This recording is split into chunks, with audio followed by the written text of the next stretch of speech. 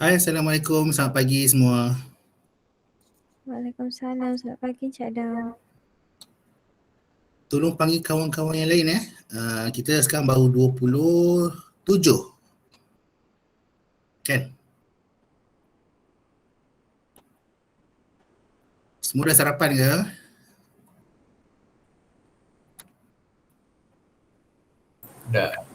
Dah sikit.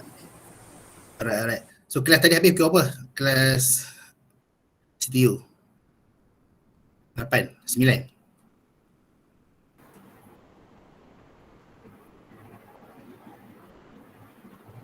Pukul 9. Alright. Okay, tak apa. So setengah jam kita pergi rest dulu Right. Okay, so I think kita boleh start kot. Okay, saya share.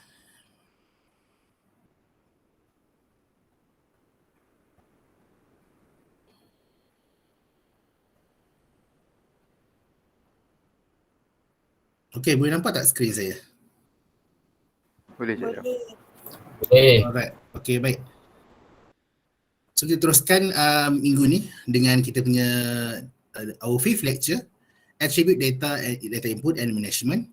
So macam biasa kita punya mekanisme untuk lecture hari ni, saya harap ada interaction between us. You may switch on your mic and interact with me . Okay, let us recap our previous lecture. Sebelum ni minggu lepas kita dah belajar berkenaan dengan the differentiate between vector and raster. Anyone boleh terangkan sedikit tak ataupun yang you rasa the major difference between vector and raster? Anyone please?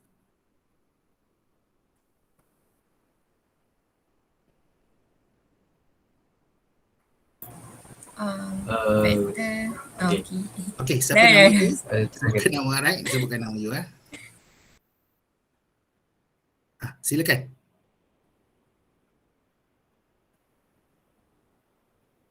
Raster guna sel ataupun pixel.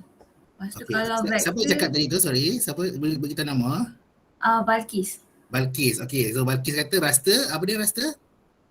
Dia guna grid atau sel ataupun Grid pixel. or cell. And then? Lepas tu vector dia ada polyline, ada polygon, line dengan macam tu lah. And ada 3 benda dalam vektor. Line, polygon and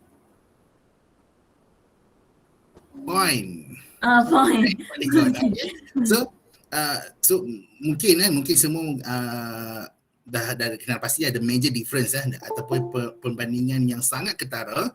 Why they differentiate between vector and raster? So you have to know atau kena tahu bagaimana nak differentiate, sebab different data model dia ada different punya advantage and disadvantages, right? Okay, so our lecture 5 today akan menerangkan lebih lagi detail what is attribute data input and management. So vector and raster data, bila kita open attribute table, you pernah buka tak open attribute table untuk vector?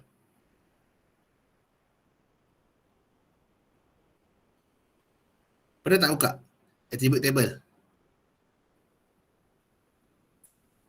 Pernah kan? So vector and raster dia ada attribute table dia kan?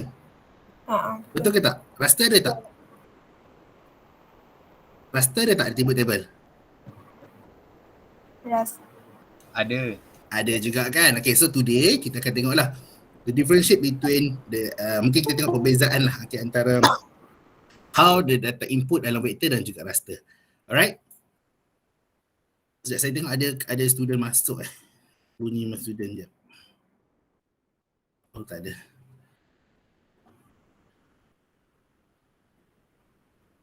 Okay, so today's the lecture outline today. Kita akan tengok the introduction of the topic, and then kita akan lihat the attribute data in JS, which is kita akan tengok the type of attribute table yang ada, the type of attribute data, the classification of the data kita boleh tengok, and then the third one kita tengok the database design, right? The type of database design, and also the relationship. There are a few relationship in database design, and then kita akan tengok joins and relate, alright? So item nombor 5 dan 6 ini kita dah cover dah dalam lab exercise yang mana you all dah buat attribute data entry and manipulation of field and attribute data.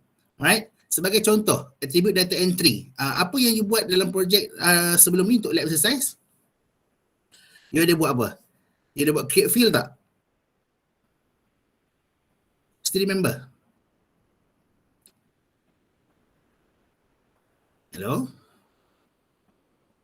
Sorry Encik Ada, apa tadi? Attribute data entry, you ada buat add field tak? Ingat tak masa ada? Oh, ada. Ada kan? So itu adalah Ada. attribute data entry you lah, yang mana you boleh pilih lagi the type of data yang you nak masukkan dalam attribute table tersebut. Bagaimana pula dengan manipulation of field and attribute data? Kalau you masih ingat, you ada buat selection by attribute, ingat tak? Ingat. Betul.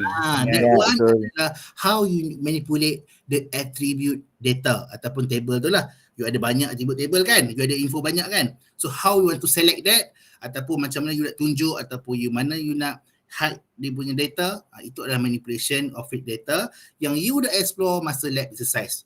So today's lecture kita akan cover item number 1 sampai number 4 sajalah. Alright? As introduction JIS involve both spatial and attribute data. Ini adalah ulangan je. Dia sama juga. Ulang macam yang topik last week. Dia ada spatial location and also the attribute data. Without the attribute, any spatial data will be of limited use. Okay. Macam ada yang sebelum ni ada group yang buat dia digitize.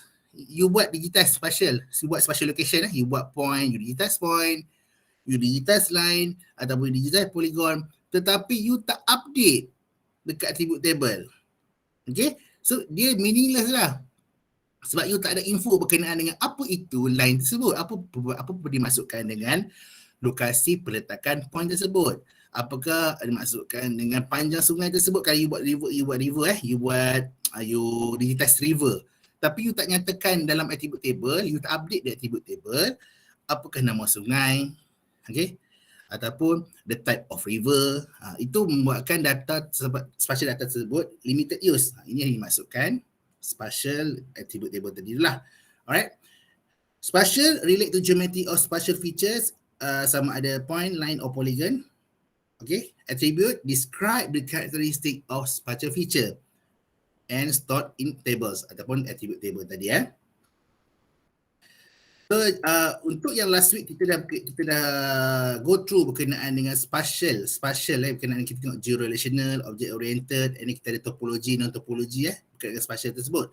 But today kita akan lihat detail berkenaan dengan attribute table. Okay, bagaimana attribute table, okay. So sebagai contoh ni lah ini adalah spatial features lokasi 15, and in table ini dia punya description of the point, line or polygon to be stored in the attribute table form. Sebagai contoh lagi, ni lokasinya macam spatial and dia punya table attribute well 27, dekat mana lokasi well yang 27, and then dia punya info data sample bila dia ambil and the concentration of the water dalam tersebut lah kan. Okay, sebagai contoh how you want to read the spatial attribute information. Jadi sebagai contoh juga kita ada different types of attribute table yang mana ada info-info berkenaan, mungkin kita boleh letakkan the type of facilities, okay, ataupun the address of the facilities. Mungkin facilities you ada dalam bentuk point, either line or polygon. Alright, sebagai contoh kalau ada field table, ada limit ke? Anyone boleh jawab ke? Ada limit ke nak tambah bilangan field? Is there any limitation the numbers of field? Tak ada. Tiada. Yes, you boleh tambah sebanyak mana yang boleh buat information to describe your spatial information. Alright. So go to attribute data, the vector data model, a duration data model. Alright. Store spatial data and attribute data separately and link the two by the features ID. So kalau yang single tu tadi object based kan, so geo-relational ada two separated spatial data and attribute data. Okay, the two data sets are synchronized so they can be created, analyzed and displayed in inilah dalam kita punya table tu lah. Okay, Okay. As example of the generational data model, the soil coverage user ID. Ni just recap for the last week punya lecture. Okay. Object-based data combines both spatial and attribute data in a single system. Okay, the term ni yang you compare to, you kena remember lah. Right, remember, I think you boleh bezakan kalau you dah buat kita buat, you have go through the lab and you mungkin you boleh dapat bezakan lah from that understanding of the differentiate between the object-based data model tersebut. Alright, each feature has a unique object ID and an attribute to store its geometry. Alright, ini contoh yang untuk object-based. Ini bagaimana the spatial and also attribute table tu the relationship interrelated, yang mana kalau you select or highlight information ataupun ID di attribute table, dekat spatial juga akan highlight. Sebagai contoh, you tengoklah kan biru-biru ni so those blue colored yang select ni adalah diselect daripada attribute table from your map. Okay, kita pergi kepada seterusnya, iaitu attribute data, raster data model. Alright, raster, ingat balik kalau kita raster adalah cell value. Okay, the most common kalau nak differentiate between raster and vector, raster adalah cell value. Images, pixels, those yang dalam you punya mind you dah tahulah kan, differentiate between raster and vector. Okay, raster data model present a different scenario in terms of spatial data and attribute table. Okay, the cell value correspond to the attribute of a spatial phenomena at the cell location. Raster data attribute table lists cell value and their frequencies rather than cell values by cell. Okay, kalau vector, kita ada information that describe of the spatial. Betul? Ingat okay? Boleh faham Contoh sungai, information nama sungai semua kan. Kalau raster, dia akan bagi kita the less cell value yang ada dan kekerapan cell value tersebut.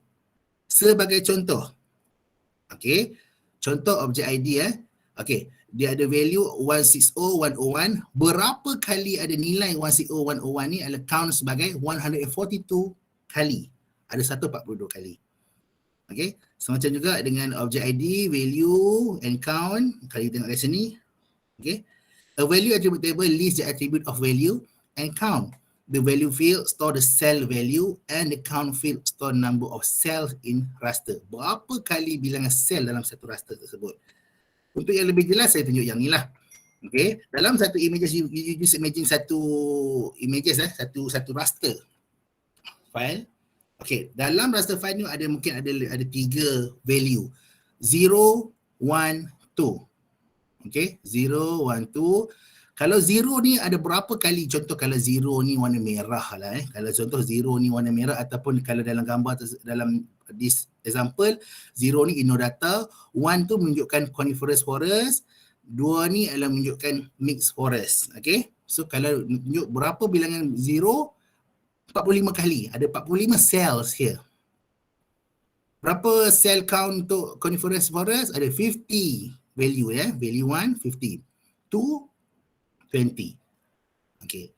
The next second example, kita ada information berkenaan dengan mungkin no data and also forestry commission. Untuk yang value 0 ada berapa count? 100. Okay. And then berapa forestry commission? 85. 85 count of the cells. Okay. Is it clear? Clear. Okay. Clear.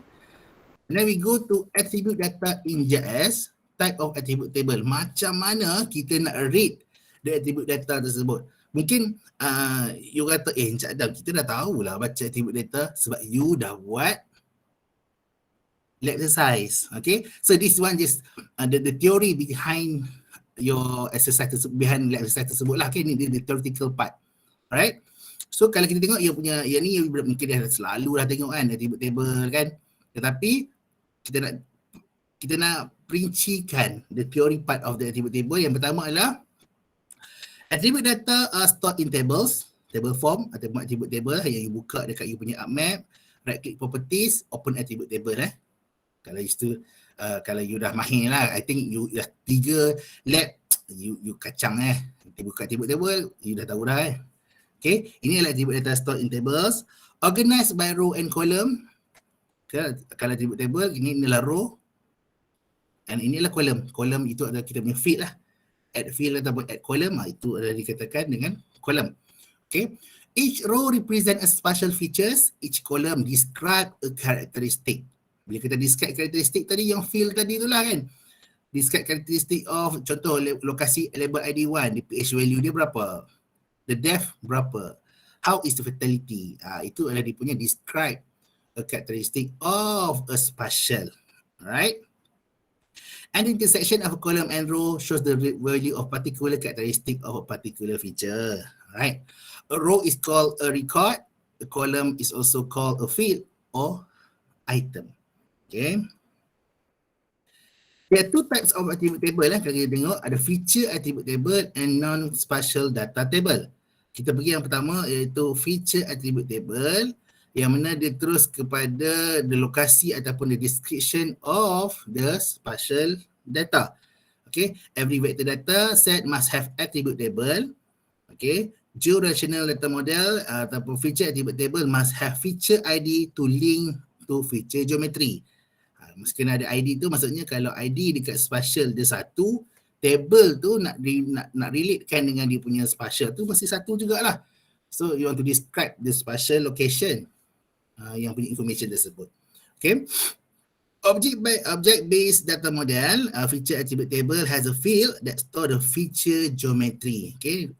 Yang describe tu sama ada mungkin either the type of river ataupun the area ataupun the height ataupun the length of the river, mungkin dia boleh dimasukkan dalam that attribute table. Okay.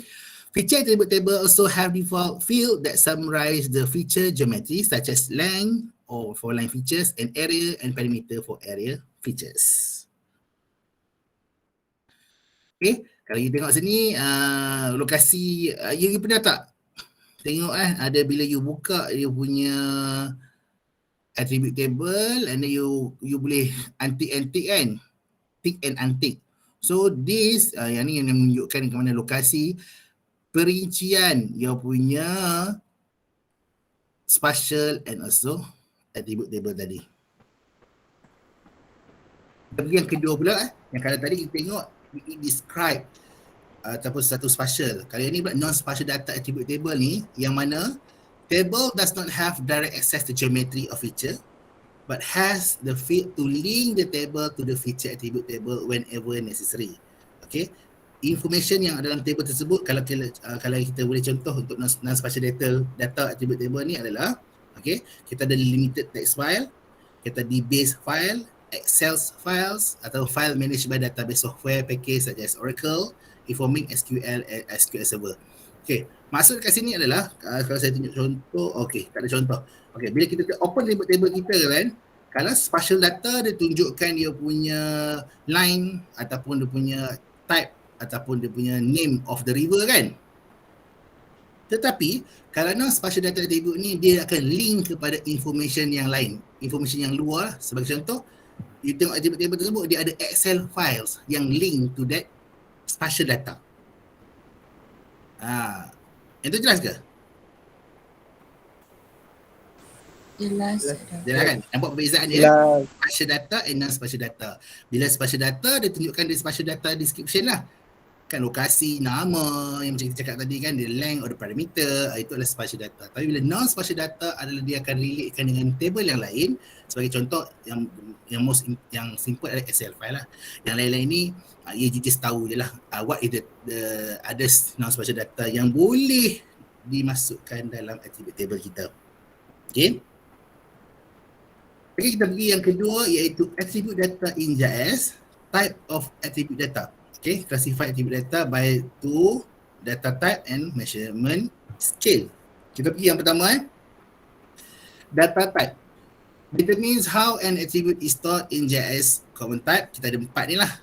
Dia boleh data dalam information dalam attribute table kita tu adakah dalam bentuk number, text, date or block, binary large object lah seperti images, multimedia tu semualah.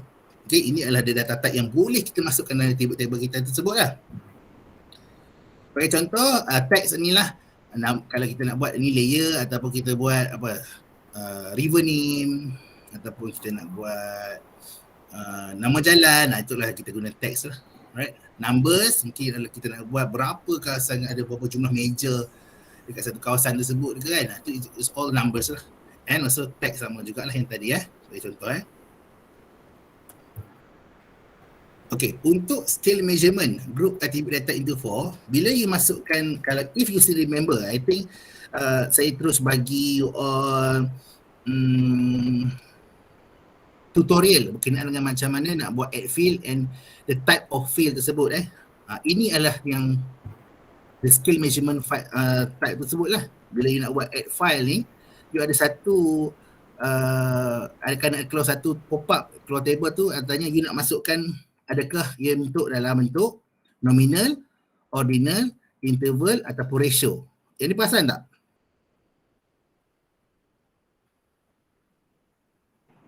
Perasan. Perasan kan? Okay. So ini adalah dia punya different shape. Kalau you nak tengok dia punya scale measurement, kita akan today saya akan tunjukkan apa the different shape between these 4 group attribute untuk scale measurement lah.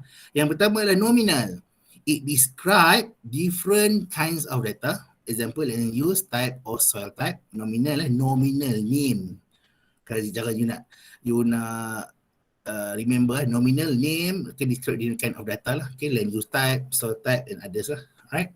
Bila kata ordinal, order kan, bila kita order, it relate to ranking kan. So differentiate data by a ranking relationship ordered from several. Example, soil erosion may be ordered from severe, moderate to light. Mungkin kita ada suitability kan, high suitability, moderate suitability and low suitability. Itu adalah ranking ataupun ordinal kalau kita nak buat dalam attribute table kita tu lah. And the third one ialah interval data, interval between values. Example, temperature reading of 7 degrees Fahrenheit is warmer than 60 degree Fahrenheit by 10 degree Fahrenheit. So interval data ni mungkin juga sebagai slope, degree of slope. So dia ada interval data tersebut lah kan, 0 to 60 degrees, 80 to 80 degrees. Itulah interval data. Okay, itu interval. And then ratio data are the same as interval data, except the ratio data are based on meaningful of absolute zero value, example population density. Okay, untuk ratio data ni dia ada interval juga, tetapi dia melambangkan, dia ada ratio, contoh melambangkan satu kawasan tersebut, contoh 1 kilometer ataupun 1 kilometer square, ada berapa dia punya ratio bilangan kekerapan tersebut. Okay, kita tunjuk map lah. Kita tengok dulu the form yang selalunya nominal, yang tadi nominal itu kalau macam contoh ni adalah type of wood, type of forest the juniper, aspen, cottonwood and walnut. Ini adalah contoh sebagai nominal. We names the table So ordinal ada very good, good, moderate and poor. Sebab ingat tadi kita ada apa? Categorize by ranking. Rank. Kan very good. Yang rank pertama lah kan. Good, second, third and fourth. Itu adalah rank ordinal. Interval adalah ada the interval between numbers lah. Okay. Sebagai contoh 700 to 006. Okay. Ratio measure a continuous phenomenon with a natural zero point. Untuk lebih jelas saya tunjuk map terus lah nanti. Okay, ini nominal saya tunjuk satu contoh. Ini adalah dia punya soil type map, di mana lokasi jenis-jenis tanah dekat satu kawasan tersebut. Ini nominal juga jenis dia punya the land utilization. Sebab kita we want to rename it. Kita nak name it kan. Ini adalah ordinal sebab dia ada rank. Suitable, low suitable, moderate ke very high. Interval macam saya cakap tadi lah, slope of elevation, dia punya degrees of elevation ke. Ini juga elevation map, interval map juga. Contoh adalah rainfall lah, rainfall precipitation temperature. Ini ratio. Ini saya cakap tadi dalam ratio dia ada juga dia punya interval tu 1 to 10, tetapi dia ada satu information berkenaan dengan population per square mile. Okey, contoh satu kawasan ni, satu square mile yang ada warna hijau ni adalah less than 1 lah maksudnya, ataupun warna merah. Bila kita warna merah ni, 1 square mile at this area ada more than 5,000 punya info population. Itu sebagai contoh. Itu perbezaan antara ratio dan juga interval. Interval dia tak ada, interval adalah based on the surface area. Okay, surface ni antara apa dan apa. Kalau ratio dia ada lagi detail dulu dalam satu area tu, dalam satu square mile ada berapa dia punya kekerapan ataupun population. Okay, itu yang perbezaan antara ratio dan juga interval. Any question class? Ataupun jelas? Jelas. Okey, jelas. Saya beri contoh benda yang kedua pula. Berkenaan dengan ratio population density map. Yang ni adalah berkenaan dengan people per kilometer square. Okey. Kita ambil contoh yang kawasan warna gelap ni lah, hitam sekali So 1 kilometer square ni dia akan more than 2560 lah. Dia adalah dia ratio. Dia ada lagi information yang menerangkan untuk melambangkan, dia symbolize the area tu berapa dia punya population density. Okay, itu adalah ratio. Same goes to yang ni lah, ratio kalau kita tengok child side invariant map sebagai contoh lah. Okay, in the application ni, the 4 measurement yang kita cakap tadi tu may be grouped into 2 general categories lah. Iaitu yang pertama categorical, iaitu nominal dengan ordinal. Kita nameskan dengan dia punya order. Dan juga yang kedua adalah numeric data, iaitu relate dengan interval and ratio scale. Sebab numbers So dari dua lah, satu categorical and so numeric data. Okay. Jadi kita pergi yang ketiga, iaitu database design. Right. A database is collection in interrelated table in digital format. Okay. 4 types of database design. Kita ada 4. Yang pertama adalah a flat file, hierarchical, network and also relational. The first one, flat file, it contains all data in a large table. Kalau you tengok sini, kalau flat file attribute table ni ada banyak field lah. Itu adalah contain all data in the table in a single shapefile lah selalunya. Okay, kita buka satu shapefile, itulah dia punya attribute table dalam satu shapefile. Itu we call it as a flat file lah. Alright. Yang kedua adalah hierarchical. Hierarchical ni adalah organize the data at different level and use only one to many association between levels. Example, zoning, parcel or owner. Okay. Yang ni nak menunjukkan dalam satu table tu, dia mungkin boleh memberi info yang pelbagai. Contoh zoning, kalau ada satu zoning area, it can be divided into 2. 1 and 2. Setiap zoning 1 dan 2 ni juga, dia boleh lagi pecah lagi kepada parcel and who is the owner. Dia pecah lagi. So how the data will look like is this one lah. Hierarchical dia punya bentuk lah. Okay, this one hierarchical lah. Network. Okay. Network ni pula builds connection across tables. A common problem with both the hierarchical and network database design is the linkage between table must be known in advance and built into the computer code. Okay.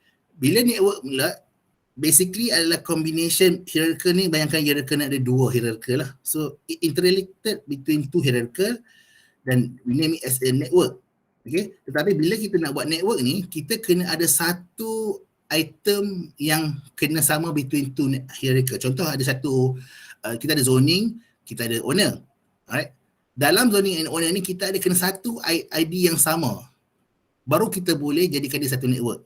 Okay. Contoh, nanti saya akan tunjuk lagi detail dia punya how we want to relationship between 2 hierarchical tadi lah. Alright. So network ni je ada combination, basically lebih kurang macam combination of hierarchical, ada 2 hierarchical tapi it interrelated with the same ID. Ini yang dikata-kata dia kata masalah bila network ni kena tahu dulu ID yang sama baru kita jadikan dia network. Okay. Itu adalah untuk network ni.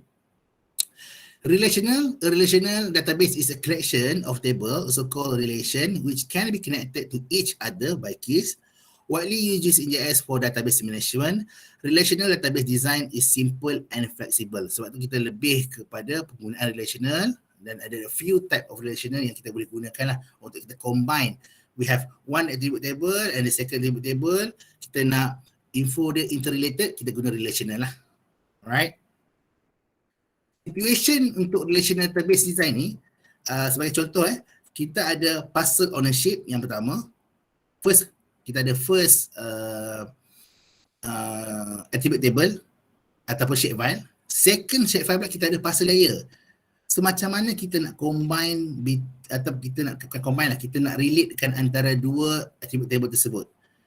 Tetapi just bear in mind, kalau kita nak relate between two attribute table, kena share a parcel ID yang sama lah. Baru dia boleh relation. Contoh kalau dekat parcel ownership ni ada ID 1 sampai 5, parcel layer ni pun kena ada ID 1 sampai 5. Baru dia boleh relationkan dia punya information. Okay? Parcel ownership and parcel layer. Situation ni lah, kita nak relate antara dua attribute table tadi kan. Advantages of relational yang saya cakap tadi tu, table yang dua table beza, kita nak relatekan dia adalah, okay, it can be prepared, maintained and edited separately. Sebab kita ada dua attribute table kan. So kalau you nak edit, you edit shapefile pertama and then you edit shapefile kedua pula. So dia tak ada kena-mengena lah. Dia boleh edit separately. Okay. Table can remain separate until a query or an analysis required the attribute data from different table are linked together. Okay. Dia takkan gabung. Kalau you relation ni, dia bukan macam join. Kalau join, you akan samakan dia punya attribute table into a single attribute table. Tapi relate ni dikekalkan. You punya attribute table tu jadi dua. Okay. Shapefile attribute table pertama, shapefile attribute kedua. Different shapefile lah. Okay. Because the need of linking table is often temporary, a relational database is efficient for both data management and data processing. Alright. Ini nak menunjukkan sebab kita guna relation ni bukanlah kita nak kekal ataupun permanent. So that sebagai temporary saja kita nak relatekan table tersebut. Contoh tadilah, contoh kita ada tadi parcel ownership and parcel layer. Kita nak tengok information yang sama dekat parcel ownership and parcel layer. Kita kena pastikan dulu the ID tu kena sama, baru boleh relate and then we can identify the description dalam parcel ownership and also the description in parcel layer. Right, itulah relational database tadi lah. Kita lihat pula types of relationship. Okay, there are 4 type of relationship between tables or record. Kalau one-to-one relationship macam mana?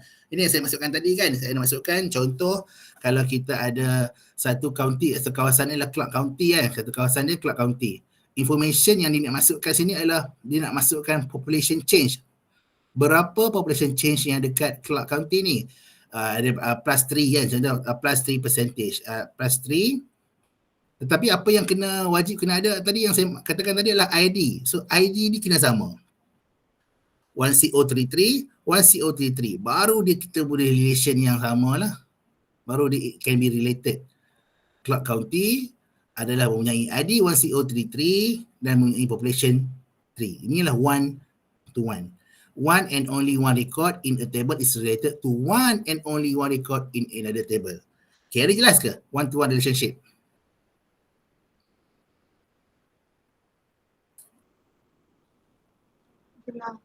Alright, jelas One, kita pergi yang kedua pula iaitu one to many relationship. One record in a table may be related to many record in another table. Sebagai contoh, kat sini dia punya ni adalah pemain players, mungkinlah tak tahulah, mungkin adalah pemain game kat San Francisco contoh satu tim San Francisco ni dia ada 2 pemain iaitu Jimmy Garoppolo ni dan juga Carlos Hyde. So one to many. Relationship dia mungkin satu pemain dia akan ada 2 player. Satu tim ada 2 player lah. Yang mana apa yang sama dekat sini adalah name kena sama.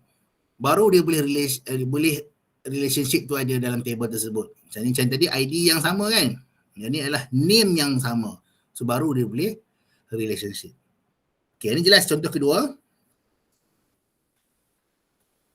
Jelas. Okay, kita pergi yang type ketiga iaitu many to one relationship. Many records in a table may be related to one record in another table. Okay, many to one. Contoh kita ada zone, ada 3 zone dalam attribute table yang beza, dalam attribute data yang beza. kita nak menunjukkan one record yang sama iaitu medium density residential. So ni adalah many to one lah. So yang ni kita tengok tadi ni shapefile pertama land use. Shapefile kedua adalah zone code ataupun attribute table tadi ataupun record. Kita ada many to many, many to one and many to many relationship. Many record in a table may be related to many record in another table. Okay, sebagai contoh yang keempat lah. Saya kebanyakannya kita akan guna yang one to one ataupun one to many lah. Right. Might be many to one juga, tapi many to many ni jarang sedikit nak guna sebab more complicated lah. Sebab relationship kita nak guna memudahkan lagi kan. So dia akan lebih complicated kalau many to many lah. Right. Dan kita pergi join and relate. Tadi kita relationship, ini kita pergi the fourth one, itu join and relate. Yang mana join operation brings together two tables using a common field, sama juga common field kena ada, or primary key and a foreign key permanently. Yang ni dimasukkan dalam satu table secara permanent. Kalau tadi relation secara apa tadi? Temporary ya. So untuk join and relate ni adalah secara permanent, yang mana kalau you dah conjoin, you tak boleh separate dah lah. Okay, sebab dia akan permanently in a same table ataupun in same records ataupun attribute table tadi. Recommended for one to one or one to many relationship, yang mana mudahkan lagi untuk you join lah maksudnya kat sini. Kenapa dia buat one yang pertama tu, sebab dia nak mudahkan you join. So it recommended to yang mana jenis one to one ataupun one to many punya relationship. Okay. Bagi contoh kalau tengok primary key dia soil ID key, foreign key mestilah sama. Primary key and foreign key dia sama. Mempunyai soil ID yang sama. Kemudian you nak masukkan table yang satu, yang second attribute table ni ke yang first one ni. So nanti dia akan jadi area, perimeter, soil ID ni dah tak ada dah sebab dia akan combine dengan primary key kan. So dia akan ada suitable and soil code. Ini adalah join. Ini akan jadi sekali nanti Dia akan jadi satu attribute table saja. Itu jelas? Join. Jelas ya. Okay. Relate. A relate operation temporary connect two table but keep the table physically separate. Okay. Allow viewing multiple tables simultaneously. Yang ni lebih kurang yang saya cakap tadi lah kan. Relate tu kan. Tapi dia still, dia relate kan. Mungkin one to many. Tapi, okay. This is example of one to many relationship in a database relate one map unique component. Okay, tetapi dia basically tu dia separate, dia tak gabung lah. So ini adalah yang pertama, ini adalah yang kedua. Database file lah, DBF database file tadi Ini adalah sedikit berkenaan dengan macam mana you nak tengok the type of data, the description of a single data tersebut lah. Kalau you bisa buka tak dekat, ni ada dekat mana katalog Okay, you ada pernah klik tak kat description ni?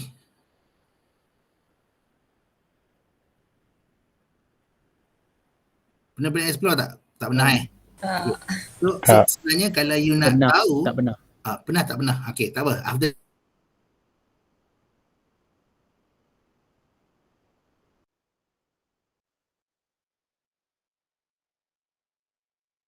apa yang baru nak masuk ni? Tu saya cakap saya mungkin ada yang dah ni please masuk awal supaya tak ganggu lecture kita lah kan. Okay. So this data, this info untuk bagian description ni, kalau yang punya previous punya version dia tulis metadata kat sini. Tapi yang ni yang latest version dia tulis description ataupun metadata. It describe the shapefile ataupun the raster atau vector tersebut. Yang mana you boleh tengok dekat sini lah. Okay. Apa tujuan kita nak describe setiap shapefile ni? Sebab bila kita buat shapefile ataupun you as a GIS punya bila you buat handler, bila you sebagai seorang handler untuk GIS ni, you akan share the data kan. Contoh ada majlis, you nak share kepada student you, ada kepada student yang nak minta data tersebut ke, ataupun any yang nak minta data tersebut, you nak share kan. Tetapi bila you share, you tak verbally inform. Kalau kita ada 100 data, kita takkan nak setiap data tersebut kita nak inform dia kan. Okay, data ni macam ni. Second data ni macam ni. Tidak. So ini adalah caranya ataupun ini adalah one of the function ataupun apa kegunaan ruangan untuk description ni. We want to describe that shapefile atau raster dengan cara kita nak bagi tahu orang lain. Contoh mungkin you boleh buat summary sedikit berkenaan data tersebut, data mana you ambil, macam mana how you bagaimana you cerap that data, macam mana you masukkan data tersebut dalam maybe you boleh masuk dalam summary. Ada you describe, credits ni adalah mungkin info-info berkenaan lain-lain lah, alright. Use limitation ataupun dia punya extend, dia punya size of data tu daripada mana ke mana lah, dia punya sizing of the data. Maybe you have put info the skill range also the data.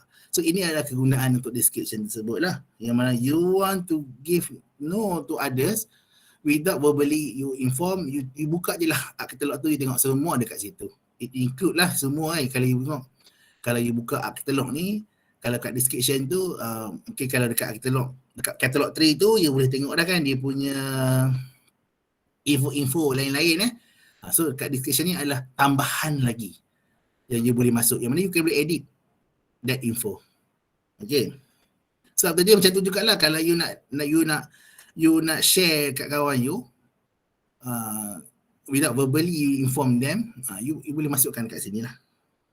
Okay. Metadata is structured information that describe, explain, locate or otherwise make it easier to retrieve, use or manage an information resource. Okay. Metadata ataupun yang description tadi is often called data about data or information about information. Okay, dia ada detail of the information there. So kita kata metadata and description lah dekat bahagian katalog tadi. Bagi contoh.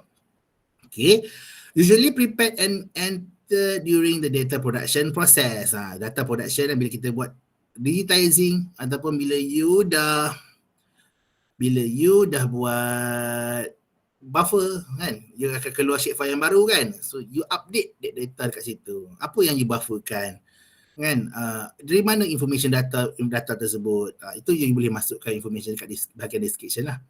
It is very important sebab kita nak bagi public data user lah. Kalau you seorang guna tak ada masalah, you sendiri yang faham kan, just in case you nak share to others. So this description adalah yang penting lah. Information yang dalam metadata term description tadi, contohnya area coverage, data quality, data currency, method of transfer, process and interpret the special data, and so contact or for additional information tadi lah you boleh masukkan dekat bahagian description tadi. Okay, itu sahaja kita punya lecture untuk hari ini. Ada soalan-soalan tak berkaitan dengan attribute data management?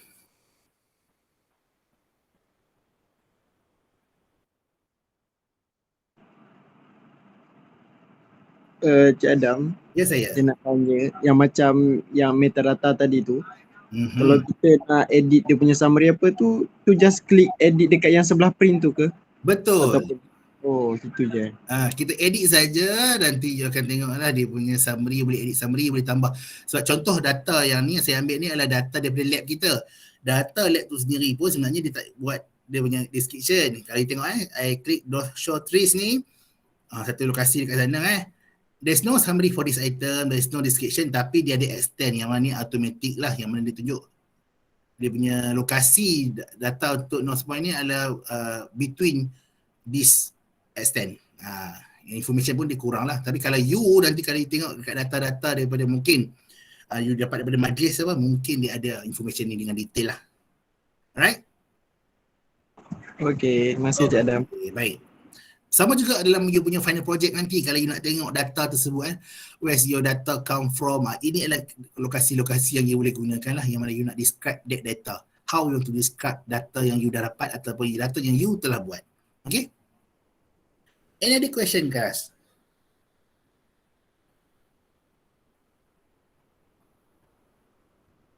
Tiada?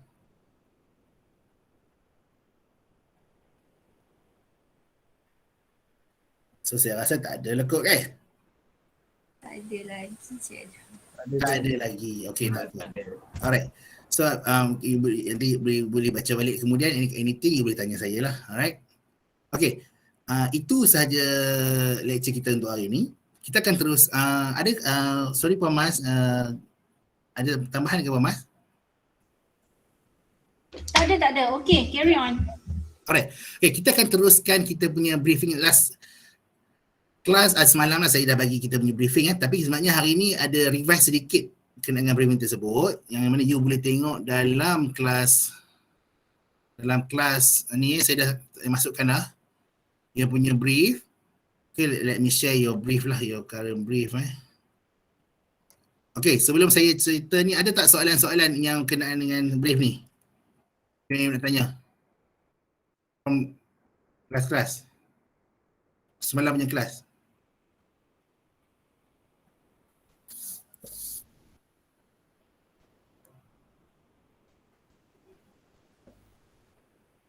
Hello, ada ke? Tak ada? Tak ada lagi sir. Tak ada. Okey. Sekarang ni saya nak brief yang petang semalam tu abaikan. Ini adalah brief baru Saya ada penambahan sedikit. So, ini adalah saya nak terangkan, saya briefkan untuk pagi ni. This is our final project for GIS in Landscape Architecture. Final project kita, tadi kita utilizing GIS for Sustainable Landscape Planning Solution, which cover from week 8 until week 14, yang mana markah untuk GIS final project kita adalah 50%. Jadi sesuailah dengan masa yang diberikan half of your semester. Perasan tak? Week 8 sampai week 14 kan? Half your semester, markah you pun 50% lah. Okay? Yang you must complete your final project tu dekat week 14. Tapi bagaimanapun kita punya final project ni adalah kita buat dia secara berfasa, iaitu kita ada submission. So that kita tak nak ujung-ujung you lamsam sekali semua. Tak.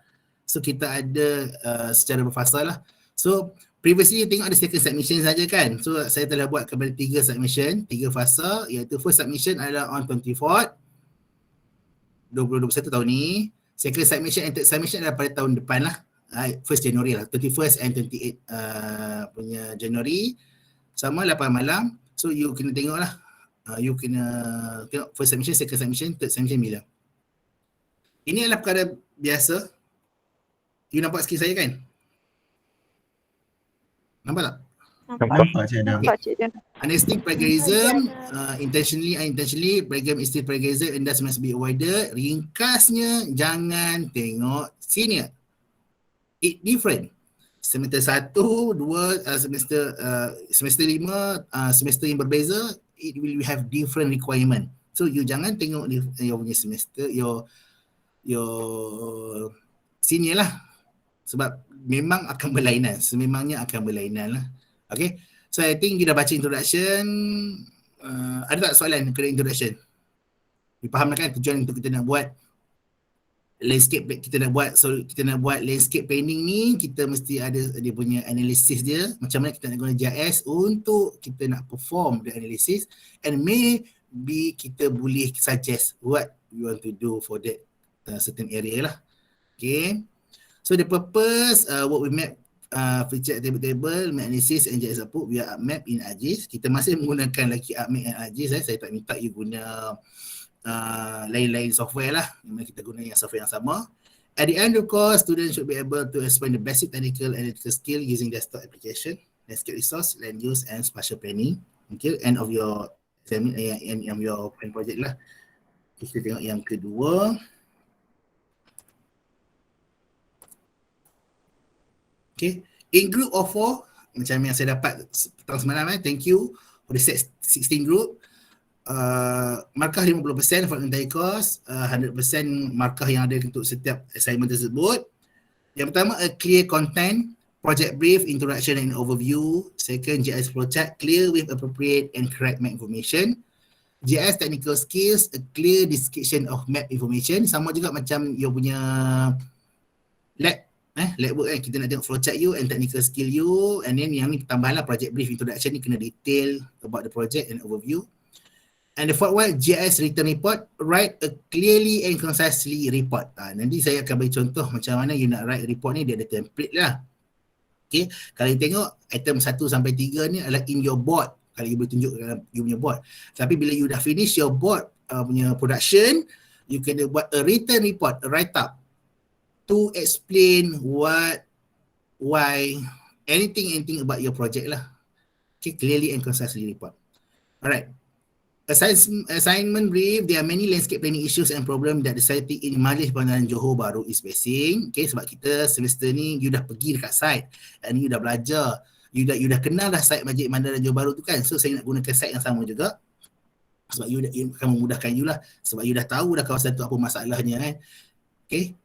So this situation may lead to environmental problem like biodiversity loss, urban heat island, soil and coastal erosion and pollution.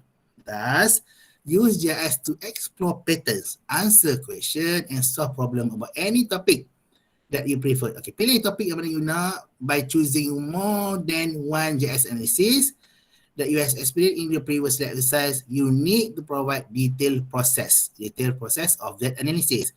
Contoh kalau you nak guna 3 GIS analysis dalam satu projek, you detail lah macam mana you nak guna dulu. Apa yang patutnya you buat dulu lah.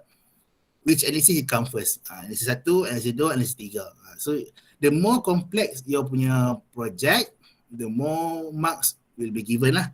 Kalau you buat satu sahaja GIS analysis, dia punya mark tu kurang sedikit lah. Kan? Sebab dia tak kompleks. Sebab tu saya cakap sini, by choosing more than one GIS analysis. Okay? This is continuous final project. Your final project will be divided into 4 parts ataupun 4 item yang kita minta lah. This will help to ease the GIS project development and focus your task on specific requirement. Sebab you ada 4 orang, okay? So you tak boleh juga bahagi tugas, okay, siapkan dulu satu. Maybe you dah siap satu perkara, another your team member tu dah boleh start write up. Okay? Jangan nanti bila dah buat setiap board pertama, board kedua, tiba-tiba write up baru nak buat. So akan melambatkan you lah. Okay? So while project brief dah siap ataupun the first board tu dah siap, you dah boleh start write. You boleh start buat report. And then bila nak buat yang project content tu, report tak ada info lagi kan? Okay, tunggu dulu. Okay, buat dulu board kedua, after board 2, and then you completekan the second part of that report. Okay, itu sebagai contoh you macam mana you nak manage your time lah, your group team member. Ada 4 orang, you make use all your team member. Jangan ada yang menumpang, jangan ada yang lepaskan kat kawan, janganlah. So leader pastikan your group member tu bergunalah kan pada your punya project ya. Okay. First one kita tengok project brief submission yang akan macam biasalah 24 Disember. Identify, yang utama adalah you kena identify one landscape planning issue or problem that the Society of Majlis Pemandaran Johor Bahru, sama ada Johor Bahru, Pasir Gudang atau Pulai is facing. Sebab you dah ada shape file kan. You have Johor Bahru punya shape file, Pasir Gudang punya shape file, ada Pulai punya shape file. So you make use that shape file, you kaji how the data tu ataupun you tengok dulu dia punya landscape planning issue dulu. And then you baru tengoklah dia punya availability of data tersebut. Okay? Boleh saya tahu ke? Dalam satu group you tu, you campur group ke ataupun you dah satu group tu Johor Bahru semua, Pasir Gudang semua atau Pulai semua? Ada yang campur. Apa? Campur. Campur. Okay, tak ada masalah. You identify between your 4 group tu, you identify which site yang you nak guna. Okay? Dia tak ada masalah. Okay, you boleh gunalah. You nak ambil site kat Johor Bahru ke, Pasir Gudang dan Pulai. Okay? Campurlah, eloklah. Kalau orang sama pun dah lah studio sama. JS pun sama kan. Muka yang sama je hadap kan. So tak apa, campur, tak ada masalah. Alright? Tapi you pilih site satu sahaja. Jangan campur site pula, tiba nak ambil 2 site pula. Jangan. Satu site saja. Okay. And then you kena detail sedikit lah. Cerita dekat board you tu. Kena you punya landscape planning issue tu. You janganlah buat simple word satu. Oh, ini adalah masalah saya. Habis. You tak tunjukkan dia bukti permasalahan tersebut. How it affect your site. Itu adalah tambahan-tambahan you yang you boleh buat lah. Alright. Second item. Choose and explain the analysis needed. Okay, base you dah tahu dah masalah you tadi kan. You dah tahu dah set you kat mana. And then you kena fikir macam mana nak selesaikan the issue using the analysis yang you telah belajar. Okay. My requirement adalah you guna sahaja analysis yang telah diajar dalam lab exercise. Okay, ataupun any item yang you boleh exercise tu you boleh guna sebagai analysis you. Okay, itu adalah yang kedua. Yang ketiga, you explain the sample of project, case study that using the analysis and how would you use the analysis in your project. Ini adalah fasa yang mana you have to find the case study ataupun paper ataupun artikel yang lain-lain yang dia dah buat dekat tempat lain, dia dah buat satu report dan dinyatakanlah dalam report tersebut dia menggunakan analysis, this analysis yang mana you boleh guna the analysis tu dalam projek you. You jadikan sebagai case study you lah. Okay. Yang tu jelas tak nombor 3? Jelas. Okay, the case study tu tak semestinya dalam Malaysia. It can be luar Malaysia. Janji dia analisis yang lebih kurang sama macam you yang nak buat tersebut lah. Sebab kita nak pembuktian bahawa dengan menggunakan analisis tersebut, you dapat menyelesaikan masalah di atas. Itulah tujuan kita nak cari dia punya case study itulah. You nak learn from others. Alright, nombor 3. Dalam nombor 4 ni adalah detail yang dalam board tu lah. Introduction should explain your objective on the JS part. Okay, objective of your project, of JS project. For example, kalau kita buat visual analysis, explain about the project methodology. Macam mana you nak ada project methodology daripada awal lah. How you want to carry out the project. Contoh, daripada yang pertama mungkin you dah skip ke site ataupun you dah ada data tersebut kan. You dah ada data, mungkin apa, lepas you ada data, you kena buat apa. So your project methodology. And so the data involved tadi tu, data involved ni detail dia adalah you boleh tengok tadi lah. Description tadi yang saya ajar tadi kan. Description, metadata. Itu adalah contoh-contoh perincian yang you nak describe the data yang you will use in this project. Okay. Is it clear class? Yes. Okay, itu adalah item pertama. Yang you kena submit 24 hari bulan. Tahun ni. Okay, kita pergi pula tahun depan, hujung bulan tahun depan tu, kita ada project content. Okay. The content, method of lab procedure or step in JS flowchart and ada screenshot with detailed explanation on every process involved. Ini sama macam flowchart you dalam lab exercise. Okay. Tapi you masukkan ada screenshot with the detailed explanation on every process involved. You tunjukkanlah how you carry out the process tu lah. Contoh tadi masa yang dekat atas ni tunjuk dia punya metodologi kan. Dia tak tunjuk lagi the detail flowchart semua tu.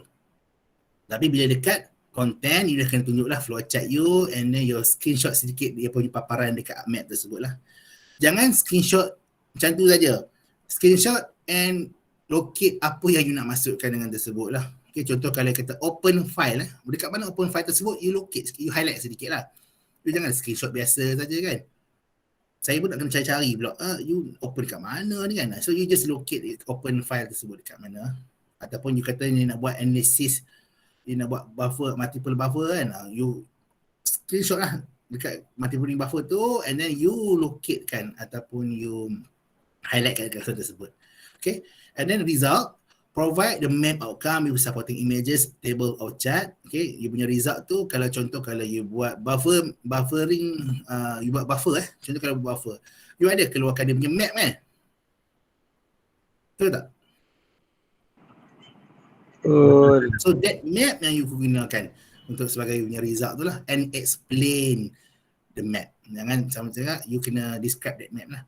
Okay. Lain-lain contoh, sebagai contoh kalau you buat analysis on elevation ataupun slope, you boleh buat keluar chart kan bila you buat section dekat slope tersebut.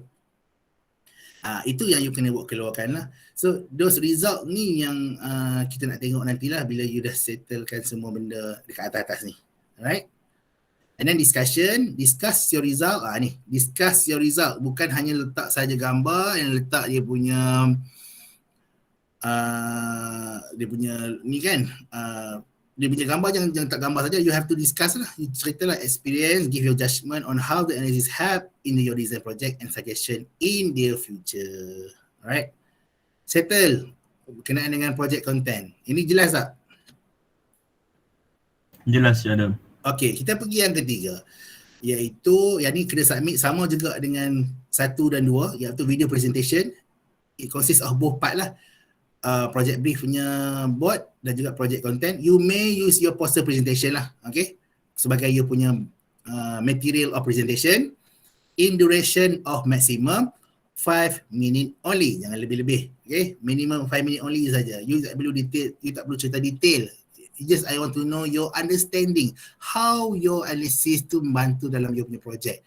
Detail saya boleh tengok you punya board, okay, tapi saya nak tengok you punya kefahaman between 4 of you, how you conduct this GIS project. And this video presentation must be submitted the same day of project content punya board punya submission. Alright, is it clear? Ya, clear Cik Adam. Pada 21 hari bulan Januari tahun depan. Alright. Cik Adam, Saya. yang 5 minit tu satu grup ke setiap seorang ke macam ni? 5 minit satu grup. Okey.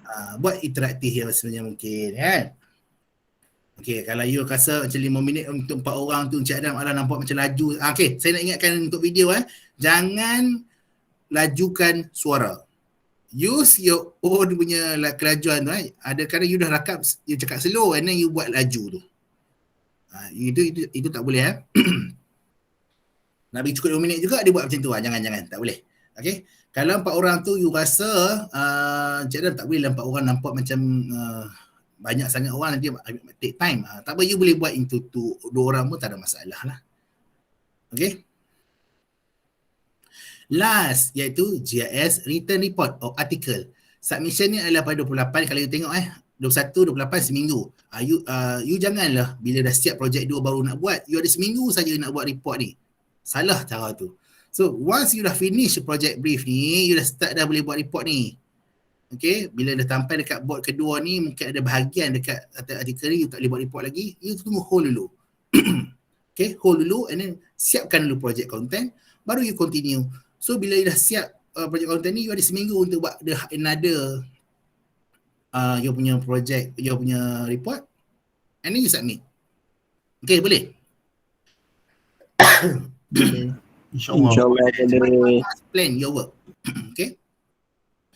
A good report is a short but impactful. Okay, saya minta report ni just a short article, 3 pages only So it must be short and impactful. Then it cover all the project lah.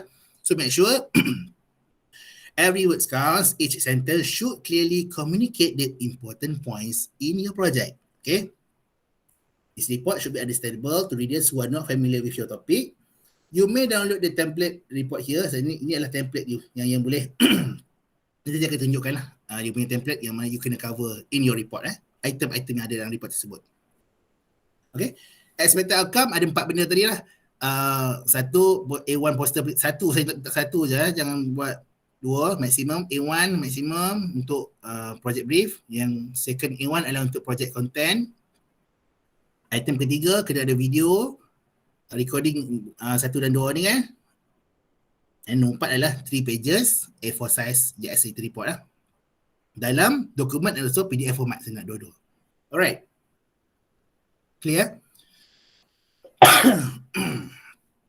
Saya teruskan dengan GIS analysis. Kalau tengok sini, list of GIS analysis ni adalah semua yang you dah experience dalam kelas. Yang you dah buat dalam lab. Okay, so you boleh choose semua ni. Ada yang kompleks, ada yang mungkin rasa simple, ada buffer je Cik Adam. Bila kata buffer, ada buffer je Cik Adam, you kena combine dengan lain-lain. Okay, maybe you nak tambahkan calculate area. Okay, macam mungkin you nak tunjukkan dalam 3D. So you kena combine, mix and match based on the suitability of your project lah. Alright, itu saja kita punya brief. Ada soalan tak?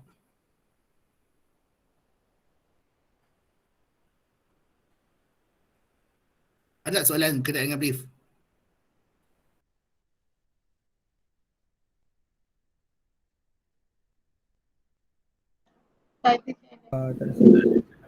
Buat masa ni tak ada Cik Adam.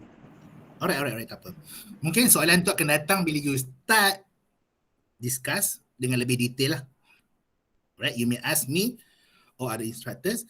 Yang mana 16 group tadi kita akan divided into 3 instructors yang saya akan bagikan kemudian. You have to discuss first. And then saya akan bagikan instructor tu kemudian lah. Alright. Saya tunjuk dekat sini dia punya output yang kita harapkan kan. Yang pertama adalah first board. Nampak? Nampak tak? Nampak Cik Adam. Tapi different your seniors, sebab ada contoh dulu saya tak minta metodologi. So you tengok board senior you tak ada metodologi pun. So you punya ada metodologi. So you kena suit with your assignment brief lah. Second board, ini adalah second board yang mana start dengan you punya sebagai contoh, and also ada semua detail ni lah. Alright. And then first, second, third saya minta adalah video. Okay, video. And the fourth one is your written report. Okay, your title, penulis semua tulis kat sini, and then you kena ada abstract, sedikit abstract.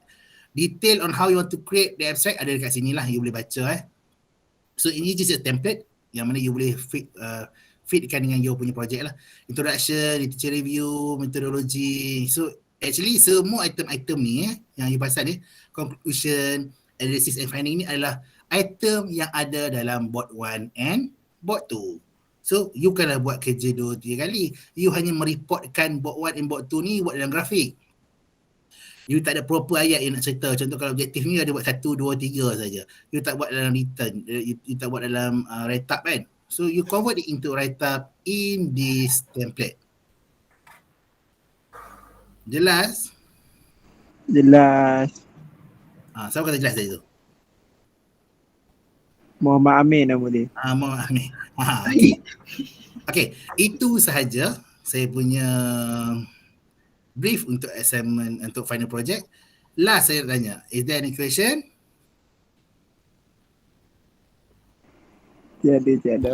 Tiada. Okay, so masa yang ada, baru 10.30, awal lagi.